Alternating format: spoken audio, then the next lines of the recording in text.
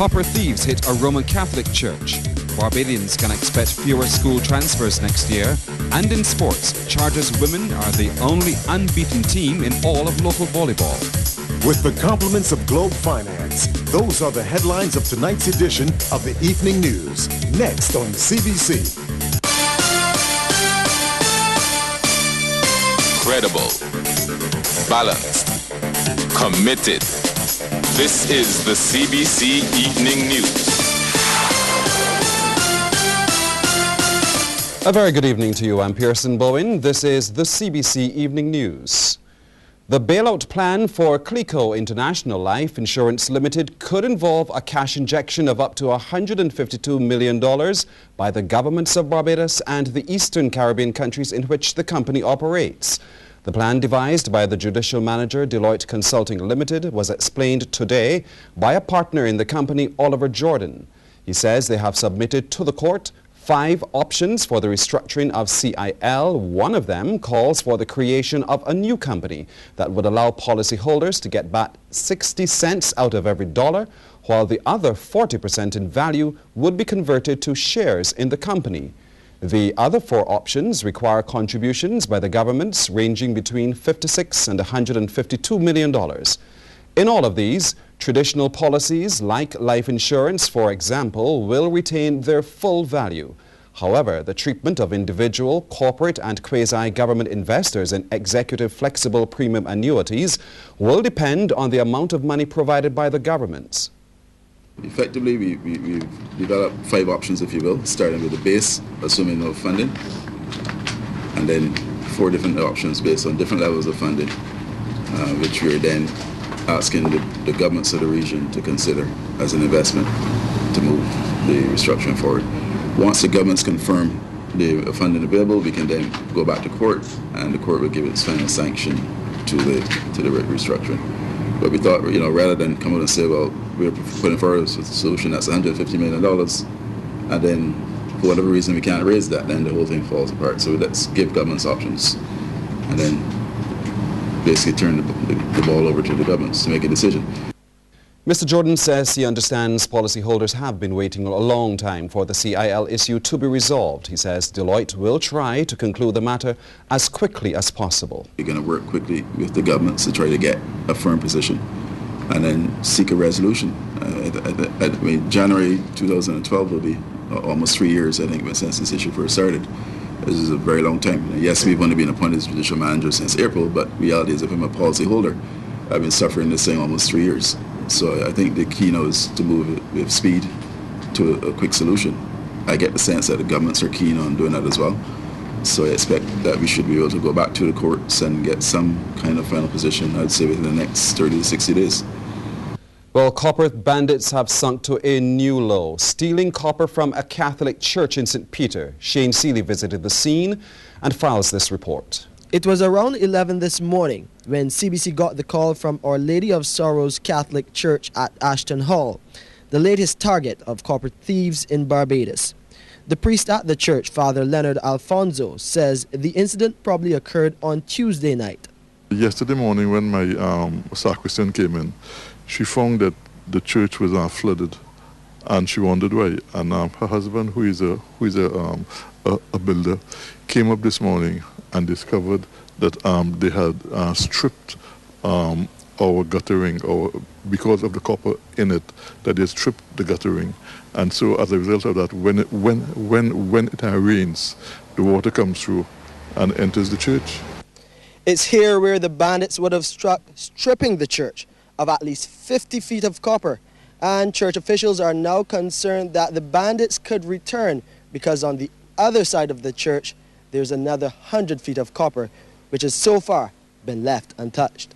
Father Alfonso says there's security at the church, but mainly during the day. Now he's turned to senior officials of the Catholic Church for assistance. I rang the Vicar General, Monsignor Harcourt Blackett, to tell him that what is going on. So he's probably going to send up Kevin Martin, who is the engineer that helps down at St. Patrick's, to see what the position is. And then from there, they will have to make a decision as to what we have to do to secure this place. An engineer is expected at the church in the coming days to examine the roof and put a bill on the damages, but that bill is expected to come in for tens of thousands of dollars. I'm Shane Seeley for CBC News.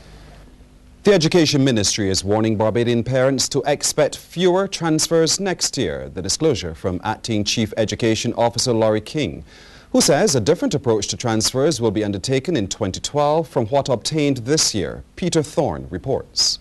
Mr. King made the comments at the monthly meeting of the Association of Public Primary School Principals at the Erdiston Teachers Training College. This as he urged principals to access the services of the Ministry of Education at any time because they are part and parcel of the overall structure of the Education Ministry. Next year, there will be significantly fewer transfers made across the system. Transfers are made so that there is parity of esteem, equity in terms of the delivery of instruction. Sometimes too, a teacher may retire from the system and for all sorts of reasons. But I think this year I will confess that the whole issue of transfers, maybe too many were attempted. Mr. King has also advised principals to be ever vigilant against drugs, weapons and contraband in primary schools. He says one weapon at school is one too many because of its potential to inflict harm on others.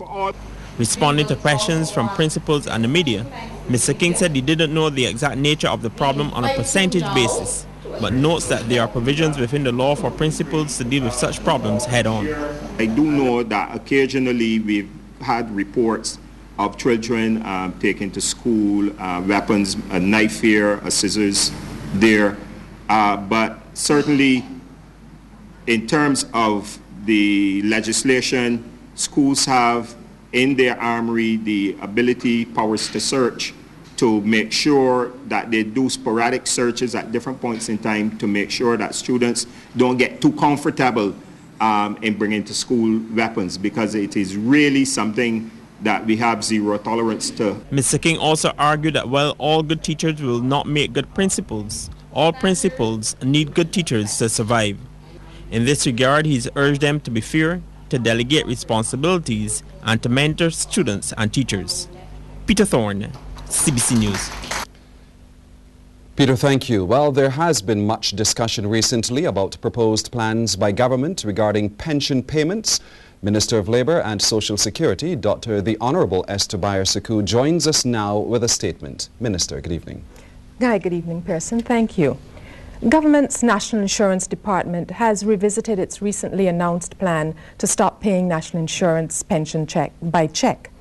I would like to reassure pensioners that the proposed change would not now be enforced. It is now proposed that before any changes are made, further analysis of the situation will be done and any changes will be phased in, with the ultimate aim, of course, being not only the efficiency of the national insurance scheme, but the satisfaction of those whom that department serves. Some pensioners already do take advantage of the option to have their pensions lodged in their bank accounts, and this will continue. But I'm mindful that for many elderly people, this departure from the norm may pose some challenges. Therefore, those pensioners who are getting their pensions by lodgement will continue to do so. Any who, after all this discussion, have decided that they want to start getting their pensions by lodgement may also do so. They just need to contact the National Insurance Office and furnish them with the relevant information. But all others will continue to receive their national insurance pensions by check every 2 weeks as they have been accustomed to. Let me reiterate that the National Insurance Scheme and the government are both committed to assisting pensioners and not imposing any undue hardships on them at this time, Ben. Sounds like great news to a lot of pensioners this evening. I really hope so. Thank you so much, Minister. You're welcome. In other news tonight, a Christchurch man is in hospital after an accident just outside of Sheraton Centre this afternoon. The police say the man was injured when the motorcycle he was riding in the Sergeant's Village area collided with two vehicles. The dreadlocked man, whose name is not yet known at this point, is believed to be suffering from head injuries. The police investigating that incident say they were unable to recover the bike from the scene.